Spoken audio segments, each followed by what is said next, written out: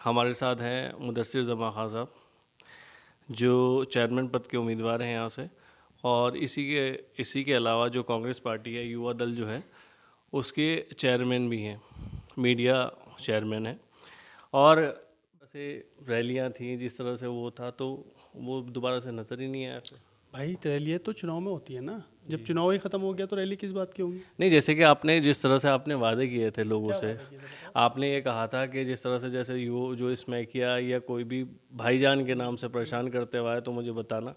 तो उस तरह की जो बयान थे और इस तरह का जो एक जोश था, वो एकदम से बिल्कुल ख़त्म हुआ जैसी एससी सीट हुई। मेरा ख़त्म नहीं हुआ, सामने वालों का ख़त्म हुआ। जो लड़के ये कहते फिर रहे थे ना उस वक्त, कि दो लड़के मोबाइल हाथ में उठाए हुए कह रहे थे कि कौन आ गया और कुत्ते बिल में घुस गए। पता नहीं किसको क्या कह रहे थे, क्या आ गया मुझे पूरा याद नहीं रहा, वो कौन सा बयान था, कौन आ गया, किसी का नाम लिया था उन्होंने, मुझे याद नहीं है क्या था वो। फला कोई आ गया और कुत्ते बिल में घुस गए। इस बात को सुनते हुए मैं 2 ही मिनट में वहाँ पहुँच गया था। पूरा सन्नाटा कर दिया था वहाँ जाके। हमने बयान दिया था कि इस तरीके के लोग कतई भी, हम इस तरीके की बदतमीजी छिटोरा कर दी और दादागिरी नहीं होने देंगे। इस तरीके के सुलपेड़ी और नशेड़ी लोग किरतपुर में, कौन सियासत करेगा और कौन जीतेगा कौन हारेगा उसका फैसला ये नहीं करेंगे, पढ़े लिखे लोग करेंगे। तो इन लोगों के सामने हम खड़े होंगे। वही ख़त्म हो गए, उनके वो बयान ख़त्म हो गए, उनके निकलने बंद हो गए। तो जब वो होंगे तो हम भी सामने खड़े हुए मिलेंगे। अच्छा, जब एससी सीट नहीं हुई थी, क्लियर नहीं थी, तो उस टाइम में आपने ये कहा था कि अगर एससी सीट भी होती है, महिला हो या पुरुष हो, तो मैं जो है जब भी इलेक्शन लड़वाऊंगा। तो कौन थे वो चेहरे जिन्हें आप लड़वाने के लिए तैयार थे? देखिए वो बातें जो है ना वो समय के साथ होती हैं। जब सीट बिल्कुल फाइनल हो जाएगी कि हमारी सीट एससी हो गई या हमारी सीट बैकवर्ड है या हमारी सीट सामान्य है, तो वो सारी चीज़ें उसके बाद फाइनल हो जाएगी। सामान्य का मैं खुद कैंडिडेट हूँ, और जो बैकवर्ड होती है और एससी होती है, वो जब हो जाएगी वो सारी चीज़ें तब। क्योंकि जनता का कहना ये है कि अगर ठीक है, मुदस्सिर जमा खान साहब कैंडिडेट थे तो समझ में आता है। अगर वो किसी कैंडिडेट को एससी को लेके आते हैं, कहते हैं कि हमें हम आप इन्हें वोट दो, तो जनता क्यों दे वोट? देखिए मैं जब हो जाएगी ना एससी, तो इस बात की मैं जनता से पहली बात मैं आपको बताऊं कि ये फैसला मेरा नहीं था कि मैं एससी को लड़ाऊं अपने बिहाफ पर। ये फैसला जनता का ही था। जो मेरे समर्थक थे, जिन मोहल्लों ने मुझे समर्थन करा था, जिन लोगों ने मुझे समर्थन करा था, ये उन लोगों के मशवरे थे, उन लोगों के मेरे साथ हौसले थे, जिन्होंने कहा था कि अगर एससी सीट होती है तो आपको इसी तरीके से मैदान में रहता है, हम आपके फेस पर उस कैंडिडेट को लड़ाएंगे जिसे आप कहेंगे। तो उसमें अगर जैसे अभी अगर मान लीजिए जैसे एससी सीट हो जाती है, तो आप जो कैंडिडेट लेके आएंगे, क्योंकि फैसला तो आप ही का होगा, जनता तो आपके साथ खड़ी होगी, तो आप किस तरह से उसे लेके चलने की कोशिश करेंगे? मैं देखिए मैं सबसे पहले ये देखूंगा कि जो बंदा हो, जो मेरे समर्थक हैं, जिस नज़र से उन्होंने मुझे देखा, जो उन्होंने काबिलियत मेरे अंदर देखी थी, जो काम उन्होंने मेरे अंदर देखा था, जिसको देख के वो मुझे पसंद कर रहे थे, मेरा कैंडिडेट उस काम पे खरा उतरे और मैं उसके साथ कंधे से कंधा मिलाकर चलूँ। कहीं उसको मेरी ज़रूरत हो, मेरे मशवरे की ज़रूरत हो, मेरे लोगों की ज़रूरत हो, हम उसके साथ खड़े रहेंगे, वो हमारे साथ खड़ा रहे। मिथुन और कादर खान की एक मूवी आई थी जिस पे किरतपुर में बहुत मजाक बना था। लोगों का ये कहना था कि जनता का या जो नेताजी हैं उनका ऐसी तो हाल नहीं होगा कि उसमें एक नौकर दिखाया है, वो उसके ऊपर हाथ रखते हैं, उसे इलेक्शन लड़वाते हैं, उसके बाद वो उन्हीं के ऊपर हाथ रख देता है। कहीं ऐसा तो नहीं हो जाएगा अगर 80 सीट रही तो यहाँ? आपने सिर्फ कादर खान की मूवी एक ही देखी होगी, या उन लोगों ने, ऐसे हिंदुस्तान में बहुत सारी मिसालें हैं जो अपने भाइयों को साथ में खड़ा करके उन्होंने खड़ा करा और उन्होंने मिल बांट के जो है सत्ता का मजा लिया। प्रधानी हो, चेयरमैन ही हो, विधायकी हो, उसमें मिल बांट के उन्होंने काम मिल किया। बांट के नहीं, उन्हें तो साइड ही कर दिया। जो नहीं मूवी है वो इस वो तरह की एक मूवी थी पर्टिकुलर उसमें। मूवी है। देखिए वो पर्टिकुलर मूवी है, जो उनका नेता था वो लालची था। जी। और जो वो जिस कैंडिडेट की आप बात कर रहे हैं, मिथुन, जिनका किरदार निभा रहे थे, जी। मिथुन एक अच्छे घराने का आदमी था। उसने देखा था कि वो नेता करप्ट है, वो नेता करप्ट था जिसके बिहार पे उसे खड़ा करा गया था। तो उस करप्ट नेता को सबक सिखाने के लिए मिथुन ने उसके साथ ये काम किया था। वो जो नेता था कादर खान, जो किरदार निभा रहे थे, वो करप्ट नेता का निभा रहे थे। तो अगर जैसे यहाँ की हम बात करें, अगर मान लीजिए जैसे आप उस कैंडिडेट को जिता भी देते हैं, तो क्या गारंटी है कि वो हमेशा आपका साथ देगा? या देखो गारंटी तो मेरी भी नहीं है कि मैं अपने बातों पे खरा उतरूंगा। कल मेरा क्या मिजाज है, आज मेरा क्या मिजाज है, गारंटी नहीं होया करती। एक सिर्फ आदमी का एक भरोसा होता है। जैसे फराज, मैं तुम पे भरोसा करता हूँ कि यार तुम किस, तुम्हारी नीतियों से, तुम्हारी दिनचर्या से, तुम्हारे एक्टिविटीज़ से समझ में आ जाएगा, तुम्हारे अखलाक और बोलचाल से, ड्रेसिंग सेंस से, कि तुम किस मिजाज के आदमी हो, किस लेवल पे जाके तुम गलत कर सकते हो, किस लेवल पे तुम अच्छा कर सकते हो। तो उसी चीज़ों को देखते हुए बस एक बना लेता है धारणा आदमी कि ये इतना वो नहीं करेगा, इतना गलत नहीं करेगा, उसके बिहाफ पे करेंगे। अब आप कोई भी कर सकता है तो भाई उसको तो कोई कह ही नहीं सकता। अच्छा, जैसे यहाँ पे 4 लड़कों की बात थी, 4 लड़के जो थे, जो जेल में बंद हुए थे अभी, उनको लेके क्या ये कहना था कि जैसे आपके मुंह से सुना गया और लोगों के मुंह, नेता जितने भी थे यहाँ पे, उनके मुंह से सुना गया कि वो तो मेरे पास आए नहीं, वो तो गलत जगह चले गए, अब हम इसमें क्या कर सकते हैं। वहीं जब इलेक्शन चल रहा होता है तो कैंडिडेट अगर इस तरह का कोई परेशान भी होता है तो उसके बाद खुद भाग के जाता है, चाहे उसके पास एक कैंडिडेट पहले से ही पहुंचा हुआ, उसके बाद दूसरा कैंडिडेट भी पहुंचता है। ऐसे में आपके मुंह से ये निकलना कि भाई मेरे पास नहीं है तो मैं क्या कर सकता हूँ उसमें। देखिए, कोई भी कोई वैसे चलते फिरते लड़के नहीं थे। वो अपने आप में सक्षम लड़के थे, पढ़े लिखे लड़के थे, समझदार थे, नेतागर्दी भी करते हैं, सोशल एक्टिविस्ट भी हैं, संगठन भी बनाया हुआ, एनजीओ बनाई हुई है, अच्छा बड़ा ग्रुप है। तो मैं उनको ये समझूंगा कि वो कोई कम एकदम ऐसा आदमी नहीं था कि जिसको कुछ नहीं पता, तुम कोई भी भाई हम जाके खड़े हों पूछें। मैं जानता हूँ वो सक्षम है और समझदार है। पहली बात जो आप कह रहे हो कि चुनाव में जाके खड़ा, तो मेरा स्टाइल बहुत अलग है यार। मैं आप किन लोगों को कह रहे हो कौन कहाँ जाएगा, मैं तो अपने दिल से खड़ा होता हूँ। अगर मुझे दिल है तो मैं जाऊँगा, नहीं है तो कुछ भी हो मैं नहीं जानेगा। ये लड़के, मैं इनके पास अप्रोच की थी, मैंने बहुत फ़ोन करे नोमान को, अजीम को, उनके फ़ोन स्विच ऑफ थे। मैंने ज़्यादा इसलिए नहीं करा क्योंकि मुझे जानकारी मिली थी कि वो पर्टिकुलर एक आदमी के पास संरक्षण में चले गए हैं। तो देखो, जब तुम हो, तुम्हारे पास कोई जाके खड़ा हो गया, तुम उसको केस को संभाल रहे हो, तो मैं उसमें ज़्यादा इन्वॉल्वमेंट इसलिए नहीं करूँगा कि उसमें तुम्हारी भी इंसल्ट है और मेरी भी इंसल्ट है। एक तो मैं बिना बुलाए घुस रहा हूँ, किसी का कुछ काम ख़राब हो जाएगा, अल्लाह ना करे ऊँच नीच हो जाए, तो एक तो वो सर पे पड़ेगी। दूसरी चीज़ ये कि तुम्हारी इज्जत को खराब, जब तुम सक्षम हो, मुझे पता है कि फ़राज उस काम को कर लेगा, या जब वो फ़राज के साथ पहुँच गए तो वो हो जाएगा। अब फ़राज से मेरी ट्यूनिंग अच्छी है, अंडरस्टैंडिंग अच्छी है, फ़राज समझ जाएगा कि मुदस्सिर भाई क्यों आए हैं, मैं समझूंगा फ़राज क्यों ऐसे कर रहा है, तो मैं चला जाऊँगा। मगर एक आदमी से मेरी अंडरस्टैंडिंग ही नहीं है, उसके पास कोई जाके खड़ा हो, तो मैं क्यों उसमें उंगली डालूँ भाई। नहीं, इसमें ये वाली बात थी ना कि जैसे 3-4 दिन का टाइम था, जो ये धाराएं जो बढ़ के बाद में लगी हैं, इस बीच में 3-4 दिन का टाइम था। इस बीच में अगर कोई भी चाहता तो उनसे मिल सकता। जैसे आप बाद में मिले भी, आप जो है वहाँ पे भी गए, जेल में मिल के आए आप उनसे। जिस टाइम में ये मामला चल रहा था, उनके किसी बच्चे के माँ बाप को आपने कॉल किया? किस? मेरी नुमान के वालिद साहब से बात हुई, मेरी और लोगों से भी बात हुई। देखो ऐसा है, शुरू वो एक्चुअली वो हमें कुछ नहीं बता रहे थे, वहाँ से जानकारी मिल रही थी, ये लोग सब इधर उधर थे, कि शुरू में हमें ये पता चला कि वो लोग चेयरमैन के पास गए हैं। ठीक है, चेयरमैन भी अपने आप में सक्षम आदमी है भाई, संभाल लेगा। जब गए तो नेक्स्ट डे मुझे पता चला कि फैसले की बात चल रही है। चलो जी, फैसला हो जाए, बढ़िया बात है। ये कॉलेज नहीं आए तो मैंने इन्हें फ़ोन करे, बहुत फ़ोन करे, स्विच ऑफ रहा। और उसे पूछा, इनके जो मित्र थे जो इनका सब कुछ देख रहे थे, मैंने उनसे पूछा कि भाई क्या हुआ नौमान का, कॉलेज क्यों नहीं आया यार, मुझसे बताता यार, कम से कम हम इतना करते कि एग्ज़ाम नहीं छूटने देते उसका, यार इतनी बात तो हम करते, एग्ज़ाम नहीं छूटने देते। तो वो सारी बात हुई, तो उन्होंने मुझे पूरी जानकारी दी, फैसले की बात चल रही है, इंशाल्लाह 1-2 दिन में हो जाएगा, फैसले की बात चल रही है, इंशाल्लाह 1-2 दिन में हो जाएगा। तो जब आपको पूरी 100% जो उनके सब कुछ देख रहे हैं, वो लोग आपको ये सेटिस्फाई कर रहे हैं कि भाई सब कुछ हो जाएगा, आप बेफिक्र रहिए और 1-2 दिन में सब हो रहा है, तो मैं क्यों ये सोचा फिरूँ कि उनके साथ खतरा हो रहा है कि नहीं हो रहा कुछ। भाई पहले ये था 2 दिन में हो जाएगा। नहीं, इसमें लाइन एक आई थी, आपकी आपकी तरफ से लाइन आई थी कि जब मुझे मेरे पास नहीं आके दूसरे के पास गए तो मैं क्यों चक्कर में पड़ूं। यार देखो, ये सब आप पिछली बार भी एक लाइन लेकर आए थे जो मैंने नहीं, ऐसे ऐसे डायरेक्टली मैंने नहीं कही थी। मेरे पास एक फ़ोन आया था मोहल्ले से कि इनके साथ ज़्यादती हुई है, तब पुलिस पहुंची थी। तो मैंने कहा देखो, ये जिम्मेदारी का मसला है, पुलिस से इसमें सामना करना पड़ सकता है, कुछ लोगों का सामना कर सकते, कुछ स्ट्रिक्ट फैसले लेने पड़ सकते हैं। तो मेरा एकदम से अचानक से कुछ भी करना ठीक नहीं है, कुछ जिम्मेदार लोग आएँ, बैठ के बात करें, उसके बाद इसे स्टेप बाय स्टेप हम आगे बढ़ेंगे, क्योंकि इसमें सामना करना पड़ेगा। ये छोटा ऐसा नहीं है कि मैंने बस फ़ोन कर दिया और काम हो गया। उसमें किसी जिम्मेदार ने मेरे से अप्रोच करने की कोशिश करी नहीं। मैंने नोमान को, अजीम को काफ़ी फ़ोन करे, उन्होंने, अब बात रही जब मुझे पता चला कि 2 दिन में ज़मानत हो जाएगी, 2 दिन में ज़मानत नहीं हुई, तारीख लग गई। फिर मुझे पता चला अगली तारीख पे ज़मानत हो जाएगी, मैं बहुत अच्छी बात, चलो 4-5 दिन की कोई बात नहीं, तब भी नहीं हुई ज़मानत।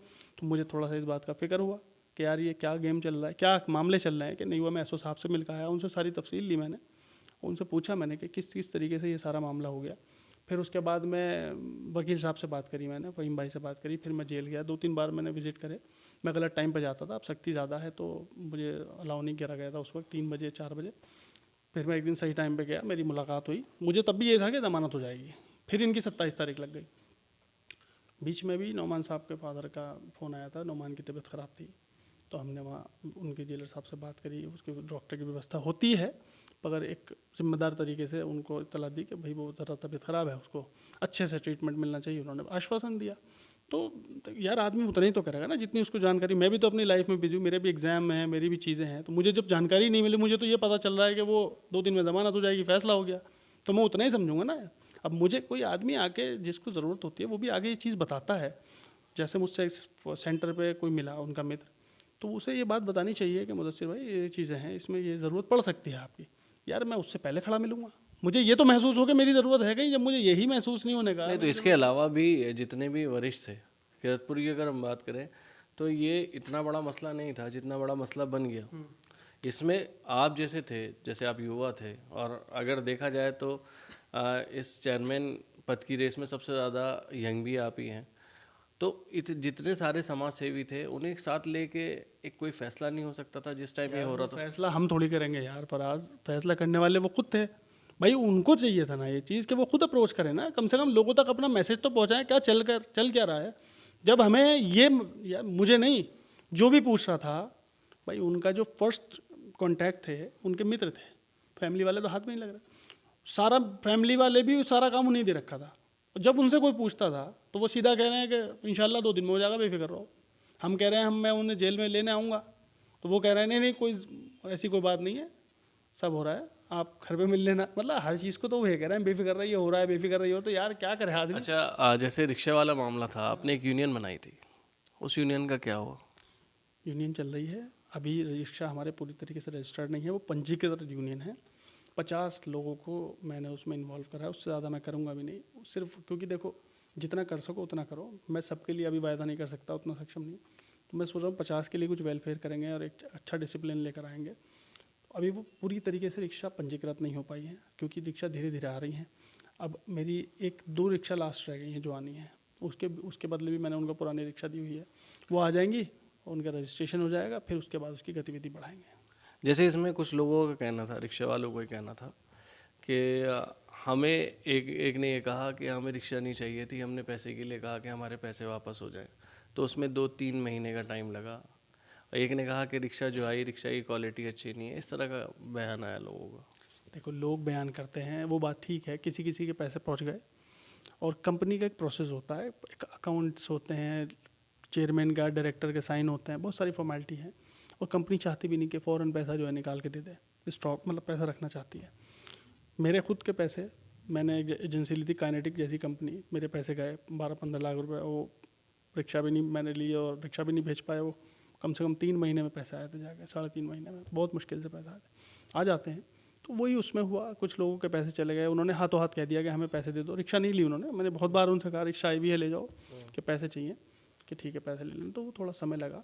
हाँ, मतलब 3 महीने 4 महीने। नहीं 4 महीने तो अभी उस प्रोसेस को भी नहीं हुए, आप हिसाब लगाओगे तो वो उस तारीख भी 4 महीने नहीं हुई किसी किसी को। एक एक रिक्शा वाला ऐसा था जिसका शुरू में पैसा आया था, और अभी एक 15 दिन पहले, कुछ दिन पहले, 10 दिन पहले उसको पैसा दिया गया, तो उसको लग गया होंगे 2.5-3 महीने। अच्छा, जैसे ये समाज सेवी किसे कहते हैं? मैंने जब भी ये जो है ना, अभी जो शुरू में शुरू किया था, एक प्रोग्राम शुरू किया था, जब बड़े बड़े बैनरों पे समाज सेवी लिखा होता है, वैसे तो आपके बैनर में नहीं देखा मैंने समाज, कांग्रेस का युवा नेता बोला, तो समाज सेवी किसे कहते हैं? समाज सेवी देखो, समाज की जो सेवा करने का भाव रखता हो या करता हो उसे समाज सेवी कहते हैं। अब कहने को आदमी अपने नाम के आगे जन्मजात समाज सेवी भी लगा रहा है, जिसने कभी पड़ोस को नहीं पूछा, और लिखने को तो आदमी यार कुछ भी लिख सकता है। अब समाज सेवी, मगर तो आपने क्यों नहीं लिखा? आप तो युवा थे, आप भी लिख सकते थे। मैं लिख सकता था, मगर समाज सेवी लिखना मुझे कोई इतना अच्छा मामला नहीं लगा, क्योंकि ये एक लक़ब नहीं है। समाज सेवी आदमी को सामने से दिखता है। मेरा एक पद है चेयरमैन उत्तर प्रदेश मीडिया विभाग का, वो बताने की ज़रूरत है, जब तक मैं बताऊंगा नहीं लोगों को पता नहीं चलेगा।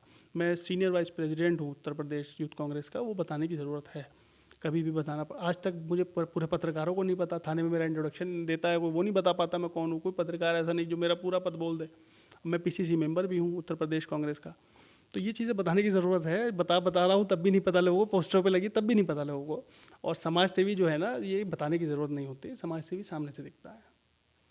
तो अगर जैसे अब ओबीसी भी हो सकती है सीट, जैसे ज़्यादातर चांस लग रहे हैं ओबीसी होने के चांस लग रहे हैं, एससी तो ऐसा हो सकता, 2 ही चांस लग रहे हैं, एससी हो सकती है, ओबीसी हो सकती है, जनरल का भी चांस लग रहा है। तो अगर जैसे ओबीसी होती है तो उसमें क्या रहेगा आपका? मैंने बताया ना, वो चीज़ें थोड़ी सी गोपनीय होती हैं। जैसे ही चुनाव खुल के आएगा, हम खुल के सामने आएंगे। मेरा एक सवाल है आपसे, आप बहुत देर से सवाल कर रहे हैं मुझसे। मेरा सवाल ये है कि आपसे मेरे पहला इंटरव्यू हुआ था, आपसे बात हुई थी कि आप चेयरमैन का भी इंटरव्यू लेंगे। देखो, इंटरव्यू बनता है चेयरमैन का पहले, ठीक है ना। हम लोगों का कोई ऐसा मामला नहीं है, हमारे साथ तो कुछ पब्लिक का ही नहीं जुड़ा हुआ जो आप हमसे कोई सवाल करें। हम जैसे मर्जी कबड्डी खेल सकते हैं अभी। जिनको 10 साल मिले, वोट मिला, नगर पालिका का पूरा चार्ज मिला, कमीशन के साथ पैसा मिला, आपसे मैंने कहा था उनका इंटरव्यू लेना, आपने वायदा करा था कि हम इंटरव्यू लेंगे, सवाल पूछेंगे, तो आपने क्या हुआ, वो इंटरव्यू क्यों नहीं लिया आपने? इंटरव्यू लिया गया था। जिस तरह से आपसे सवाल थे उससे कहीं ज़्यादा सवाल उनसे थे, और सवाल भी सटीक थे, सभी सवाल थे। इंटरव्यू चला। उन्होंने मतलब उनके जो है कुछ मित्र थे वहाँ पे, उन्होंने लाइव भी चला रखा था। फिर उसमें ये हुआ कि उन्होंने कहा कि अभी इसे चलाना मत। साफ बोल रहा हूँ, लाइव देखेंगे सभी देखेंगे। उन्होंने इसे चलाना मत अभी, इसमें कुछ चीज़ें हैं जो चेंज होनी हैं। यहाँ किरतपुर इतना छोटा है कि मैं पत्रकार हूँ, मगर पत्रकार होने के नाते के उसके अलावा भी भाईबंदी यहाँ पे चलती है।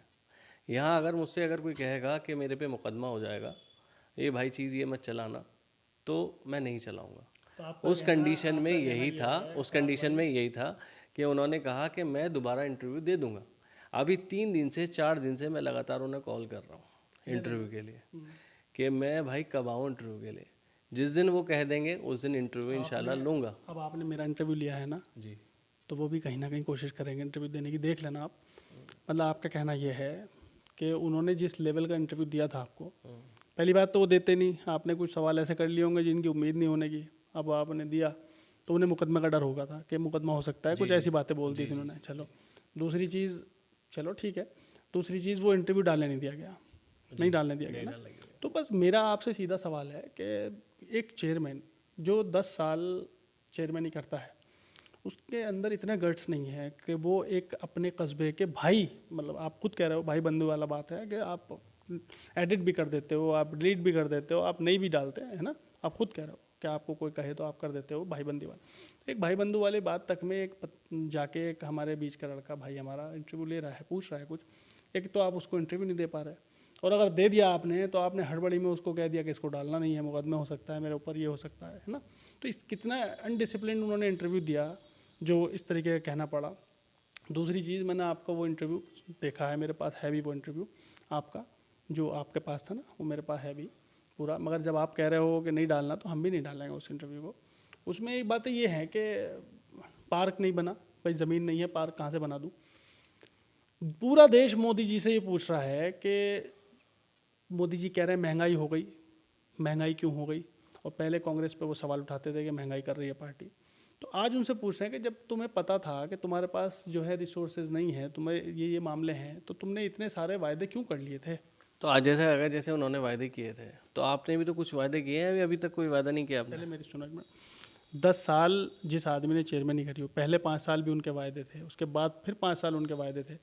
जो आदमी 2 बार वायदे कर चुका हो और पार्क ना बने हो, और उससे तीसरी बार हम जैसा एक आम आदमी है कोई भी पूछता हो पार्क क्यों नहीं बना, तो वो सीधा कह रहा है ज़मीन नहीं थी। तो यार, तुम्हें पहली चेयरमैनी में नहीं पता था ज़मीन नहीं है, तुमने फिर वादा कर लिया, तुम्हें दूसरी चेयरमैनी में भी नहीं पता चला कि अच्छा, उसके बाद भी जो अपने नए कैंडिडेट आ रहे हैं वो भी ये वादा कर रहे हैं कि हम बनाएंगे पार्क। तो कौन सच्चा कौन झूठा। इसमें सच्चा झूठा क्या यार। मैं अगर चेयरमैन, कोई कैंडिडेट अगर कह रहा है मैं हवाई जहाज़ में एयरपोर्ट बनाऊंगा, मेट्रोपॉलिटन सिटी बनाऊंगा, तो भाई आदमी कर सकता है वायदे। नहीं, जनता जैसे देख रही है ना, जब आप ही खुद ही मुझसे अपने कह रहे हो ये वाली बात कि उन्होंने 10 साल में नहीं दिए, और 10 साल में उन्होंने ये कहा कि जब जगह ही नहीं है तो मैं क्या करूं। तो जब उन्हें दिख रहा है कि नगर पालिका के पास ऐसी कोई ज़मीन नहीं है कि जहां पार्क बन सकता है, जहां आपका बैंक्वेट हॉल बन सकता है, तो आप वही वाले वादे आप क्यों कर रहे हो फिर 5 साल। मतलब जो भी कैंडिडेट कर रहे हैं ये वाले, बहुत सारे कैंडिडेट का हम पार्क ये सवाल बनाएंगे। तो आप उनसे पूछना ना, इसका जवाब मैं थोड़ी दूँ। मेरा वायदे बताओ आप। नहीं, मैंने आपसे ही पूछा था कि मैंने आपने भी इस तरह के वादे किए हैं क्या। आपको पता नहीं है। आपके आपके क्या है, मैंने क्या तो है कोई वायदा नहीं करा इस तरह। इस मैंने तो तरह ये कुछ। वायदा किया है कि मैं सबसे पहले कस्बे में मोहब्बत पैदा करूंगा, धर्मवाद में, जातिवाद में। दूसरी चीज़, मैंने कहा कि मैं पूरी तरीके से अपने कस्बे को ये ऐब मुक्त, सुल्फास, मुक्त, नशा मुक्त ये तो आप अभी भी करा सकते थे। मेरी बात सुनो यार, देखो करा सकते। एक बात सुनो, तुम रेस्टोरेंट पे बैठते थे, तुमने रेस्टोरेंट क्यों छोड़ दिया यार? एक दिन पूरे दिन आदमी एक मेहनत करता है, तुमने वहाँ अपनी सोशल मीडिया को यूज़ करा, अपने गट्स को यूज़ करा, अपनी मार्केटिंग स्किल लगाई। आप वो काम लगातार 365 दिन सेवा भाव से नहीं कर सकते यार। आपने छोड़ा क्योंकि आपको लगा कि मैं अपनी जो सारे दिन की एनर्जी वेस्ट कर रहा हूँ उसको मैं कहीं और यूटिलाइज़ करूँगा, मैं उस चीज़ पे आगे नहीं जा सकता। आपकी होगी कुछ बात तो आप हटे वहाँ से। तो आप, मैं यूँ कहूँ कि आपने जब रेस्टोरेंट खोला तो आप ज़िंदगी भर इसे क्यों नहीं चला रहे भाई? नहीं अभी चीज़ तो वो नहीं देखिए है ना। देखिए देखिए मैं अभी कर हाँ मेरी बात सुनो, जी अभी मैं थाने में गया, जी आपको क्या पता मैं कर रहा हूँ। मैं थाने में गया, मैं कोई भी काम ना बिना प्रूफ के नहीं बोलता, और जो अल्लाह का शुक्र है मेरे ज़ुबान से निकलता है अल्लाह ताला उसे पूरा कराता है। मैं थाने में मीटिंग में था, सीओ साहब आए हुए थे, एसडीएम साहब थे, बहुत सारे जिम्मेदार लोग थे। आप उनसे पूछिएगा, ऑन रिकॉर्ड है बात, मैंने प्रस्ताव रखा है नशा मुक्ति का पूरी तरीके से, और ये कहा कि सर मेरा प्रस्ताव ये है कि हर महल्ले से 4 से 5 आदमी, 10 हो जाए कोई बात नहीं, 15 हो जाए, मगर 5 मिनिमम होने चाहिए। हर महल्ले से जिम्मेदार लिए जाएँ, जिसको कस्बे की थाने की तरफ से एक कमेटी बनाई जाए कि थाना उनको ऑथोराइज कमेटी बना के छोड़े कि आप लोग जिम्मेदार हैं मोहल्ले में, जो भी लड़का नशा करता है, नशे का सप्लाई करता है, धंधा करता है। इस कंडीशन में इस कंडीशन में मैं एक छोटा सा बात करूँ, दिल्ली में स्मैकिए जो हैं कबाड़ी वालों की दुकान पे रहते हैं। उनका काम ये होता है कि वो घरों घरों में जाते हैं और घर में चोरी करते हैं। अगर उन्हें पुलिस वाले पकड़ते हैं या उन्हें जनता पकड़ती है तो वो उनका मर्डर करने तक के लिए तैयार रहते हैं। अगर जैसे आपने वाली बात कही कि मैं 4 लोगों की कमेटी की बात कर रहा हूँ, इस तरह से अगर जो स्मैकिए हैं जो गलत कर रहे हैं, अब उनमें से भी किसी ने हमला कर दिया उनके ऊपर, तो कौन जिम्मेदार होगा? या तो मतलब आप ये समझ रहे हैं कि लॉ एंड ऑर्डर नाम की कोई चीज़ है ही नहीं? है, बिल्कुल है, मगर नहीं, इसका मतलब तो जज भी फैसला ना करे किसी को फांसी की सजा या उम्र बिल्कुल मिलनी चाहिए, बिल्कुल मिलनी नहीं दे चाहिए। सकता जब आप कह रहे हो, तो वो तो वो जैसे इसमें क्या जैसे अभी अमन पे जैसे ये मर्डर वाला मामला हुआ, अमन पे सुनवाई होगी और उस पे जो फांसी की सज़ा भी होगी, वो हमें मालूम है। मगर ऐसी कंडीशन में अगर आप जनता को बीच में लेके आ रहे हो तो उसका खतरा भी है। मैं वो जानना चाह रहा हूँ उसमें क्या हो सकता है। पहले आप अपना पॉइंट जो आपने पूछा था मैं उसको क्लियर कर दूं। आपने कहा था वो आप अब भी कर सकते हो, तो मैं बता रहा हूँ कि मैं अपने स्तर से जी जमीयत उलेमा हिंद के मस्जिद में मीटिंग हुई थी, टर्की के लिए फाइनेंस चंदा लेने आए थे, तो मैंने वहाँ भी ये प्रस्ताव रखा था कि आप वहाँ का करिए ठीक है, पर अपने कस्बे के लिए भी कीजिए। हम लोग साथ खड़े हैं, आप मिलके इस काम को, नशे के सबसे ज़्यादा मुसलमान को नुकसान नशा दे रहा है, इस पे काम करो। मैंने उनको भी रखा। मैं अब वहाँ थाने में गए, हमने सीओ साहब से कहा, सीओ साहब ने आश्वासन दिया, मैंने तो उनको प्रस्ताव रखा, सीओ साहब ने आश्वासन दिया कि एसपी साहब ने बहुत सख्त निर्देश दिए हुए हैं कि जो सुल्फा पी रहे हैं उनको उठाओ और उनसे ये पता करो सुल्फा दे कौन रहा है उन्हें, और जड़ तक जाओ और उसको पकड़ो और उनको कानूनन कार्रवाई, सख्त कानूनन कार्रवाई जो उन पर बैठती है वो करे जाए और इस पर से जो है सख्ती करी जाए। अब जिस आम आदमियों की आप बात करो यार, मैं तो इसका मतलब ये है फिर फराज साहब आप इंटरव्यू भी ना लें डर के मारे, इसका मतलब तो जज सज़ा भी ना दे, पुलिस किसी को, भाई पुलिस भी वो चीज़ आपकी बात सही है। देखिए आम आदमी को फैसला लेना पड़ेगा, आम आदमी को आना पड़ेगा। आदमी की बात ही नहीं कर रहा, मैं जिम्मेदार लोगों की बात। जिम्मेदार 4 लोग आम आदमी ही होंगे वो जो जिम्मेदार नहीं बनाए मानता जाएंगे। उन्हें भाई, डॉक्टर जुनेद आम नहीं है। अगर अपने महल्ले में डॉक्टर एहसान, डॉक्टर जुनेद, ये जिम्मेदार लोग अगर किसी चीज़ मुहिम पे लग जाए तो मैं उनको आम लोग नहीं मानता। हमने देखा है छोटे से बच्चे जो है ना आज की डेट में अपने घर वालों की नहीं सुनते, तो इन जिम्मेदारों की क्या भाई सुनेंगे? इन्हें सुनानी नहीं है। जी इमाम जब में हमारे इस्लाम में तो हम तो इस चीज़ पे कभी भी यकीन ही नहीं कर सकते। आप कह रहे हो कि मानना नहीं है, भाई हमारा दावत देना हमारा काम है। जी जी कितनी बार भी ना माने, हमारा काम दावत देना है। मैं ये नहीं कहूँगा कि वो माने। इस्लाम में जमात जा रही है, लोग दावत देते हैं, इस्लाम की हमारी ये पहचान है, तो हमें दावत देनी है, हमें समझाना है लोगों को। और जो लोग हमें सोसाइटी को नुकसान पहुंचा रहे हैं, नहीं समझते, तो उनको ऊपर कार्रवाई कराएंगे हम लोग। हम सीधा सीधा जो है, इसमें मैंने बताया था कि गोपनीय तरीके से आप इसका नाम दे सकते हो, अपना एक फ्लैट लेके एक नशा मुक्ति केंद्र बना सकते हो। उसका एनजीओ में चंदा हो सकता है किरतपुर में एक उसमें वहाँ उनको ट्रेनिंग दी जा सकती है, उनको पढ़ाया भी जा सकता है, उनको कोई टेक्निक भी सिखाई जा सकती है। इसके अलावा भी नहीं मानता, बहुत ज़्यादा क्रिमिनल है तो पुलिस के हवाले करो, पुलिस पर कानूनी कार्रवाई करे, जेल भेजेगी। तो ये थे मुदस्सिर जमा खां साहब। सटीक जवाब और सटीक सवाल करने की कोशिश थी क्योंकि वरिष्ठ हैं। तो मैं मोहम्मद फराज